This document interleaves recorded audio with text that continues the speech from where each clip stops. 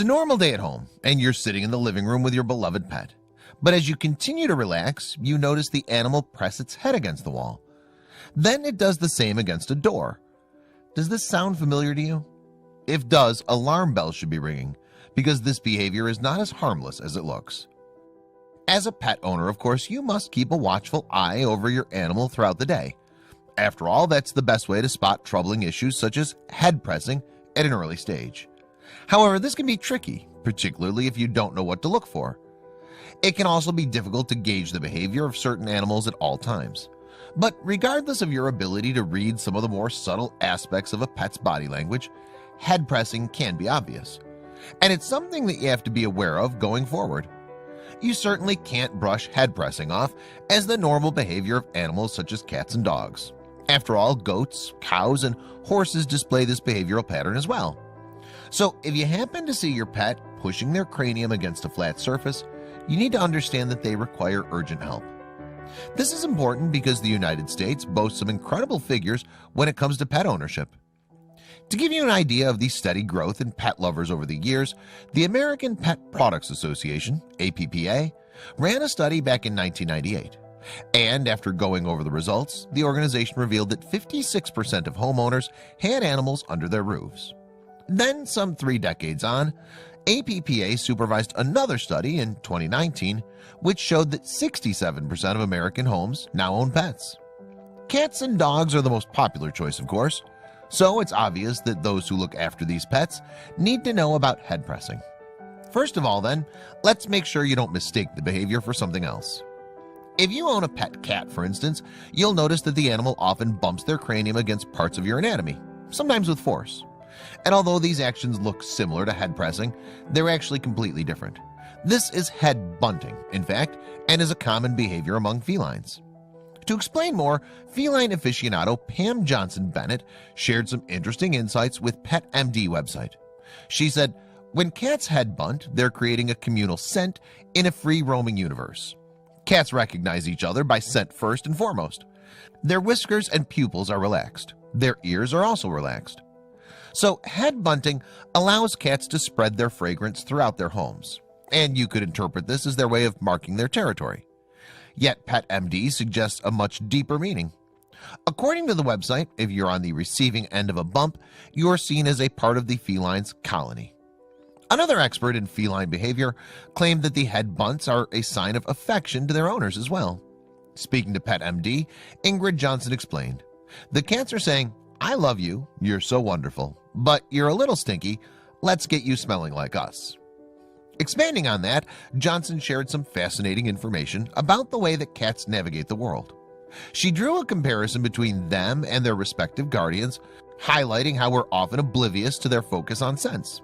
You see, cats can activate their scent glands on their heads above their eyes by head bunting. Head bunting is like a mutual love session between a person and the furniture, Johnson continued. We don't always realize that cats live in a very scent-laden world. Humans are visual. We forget that there are so many scent glands on them. It's like they're leaving little kitty text messages. As for how you should reply to a cat's head bunt, PetMD suggested that you could reciprocate their gesture. Actions such as offering a cranial bump on your own to rubbing their chin can further establish your bond together. However, Johnson Bennett provided an important counterpoint to those still building relationships with their pets. Johnson Bennett told the website, "Some cats may not be comfortable with the response, so wait until it head bunts you the next time. Then maybe you can reach out your hand to build trust. Once that trust is in place, the expert believes, owners are in privileged positions with their animals." You should be thrilled that the cat's chosen you, Johnson Bennett claimed. Enjoy it and take it as a compliment that you're worthy of their affection, that they've deemed you good enough. The more you foster a relationship with your cat, the more she'll want to head bunt you. Meanwhile, Johnson Bennett shared another point during her conversation with PetMD. As we mentioned earlier, people consider head bunting as a cat's way of marking their domain in the house. But according to the feline expert, that's a misinterpretation of a heartfelt gesture from the animal. That sounds so cold, Johnson Bennett exclaimed. Head bunting is typically an affectionate behavior.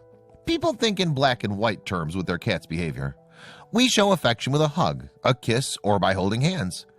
Cats have so many ways of being physically close. They touch noses, which is like a handshake. Head bunting is the next step. It's like a hug. So given that we now know about head bunting, it'll be easier to recognize when we're at home. The difference between this behavior and head pressing also became clearer. But if you're still unsure about the latter, here are the signs you should look out for. As suggested before, there could be a problem with your pet if it continues to push its head against a flat surface. Cats and dogs are known to stick to areas such as walls, doors, and floors when there's an issue. Regarding felines, Johnson gave an example of the startling sight. Johnson told Pet MD, "They may walk up to a corner and push on both sides of the wall. Their face is wincing. Their head is throbbing. It's like us pushing into our temples when we have a headache. They may express excessive vocal irritability. They may howl like they're disoriented." The behavior of an affected dog is similar to that, as they'll often dig their forehead into the surface. Unsurprisingly, these actions can leave pet owners concerned, especially if their animals continue to do it. But should you find yourself in this situation, you must act as quickly as possible. For you see, head pressing is usually a sign of a serious illness in animals. It might indicate that the cat or dog is suffering from a neurological ailment, in which case more problems can arise. With that in mind then, canines are known to display the following symptoms alongside the cranial pushing. One of the easiest symptoms to spot is an increase in the dog's pacing. This constant walking can cause issues with their feet too. The sick pooch could also exhibit some extreme signs such as seizures, a decrease in vision, and big alterations in their behavior. What's the underlying cause? Well, the affected dog could be dealing with a condition such as encephalitis or rabies. On the other hand, brain tumors can trigger similar symptoms in canines as well. But away from those ailments, there's an additional medical issue that might explain the constant head pressing. As you may already know, the liver is an important organ, as it filters the blood from the digestive system. Unfortunately though, some dogs carry internal abnormalities that alter this process in a major way. Known as a liver shunt, it causes unfiltered plasma to go past the affected dog's organ. To explain more, a veterinarian named Jennifer Coates delved into the topic while writing for Pet MD. And according to her, there are two types of liver shunt that you'll find in different dogs.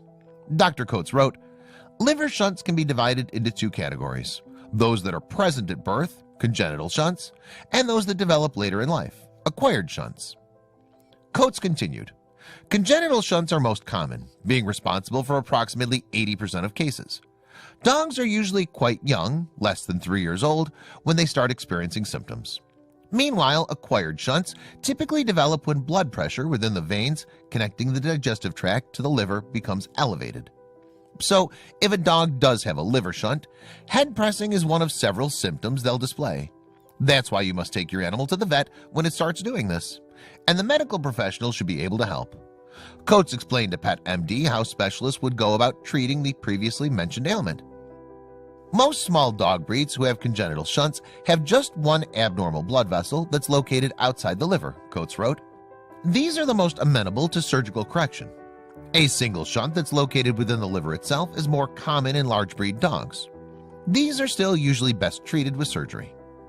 As for head pressing in cats, there's some other potential causes for it. Brain tumors and rabies can trigger the problem in dogs and felines, but that's not all.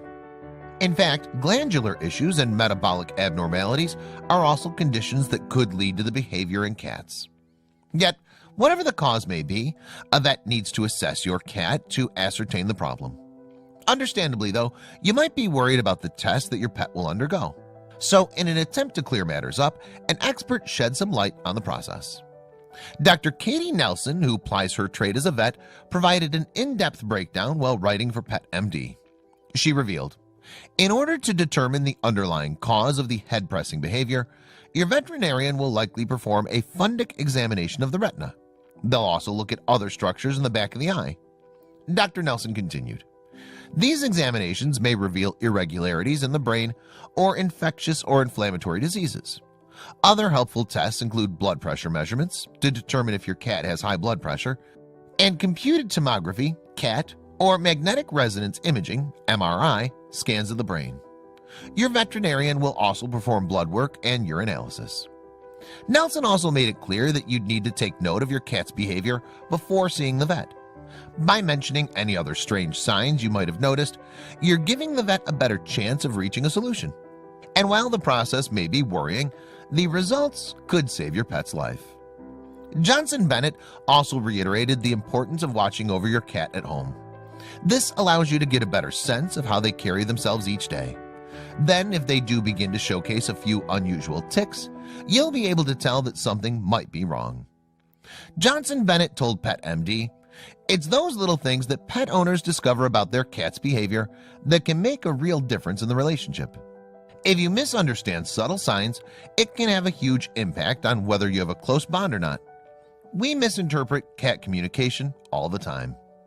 Yet, cats and dogs aren't the only animals out there that are prone to head pressing.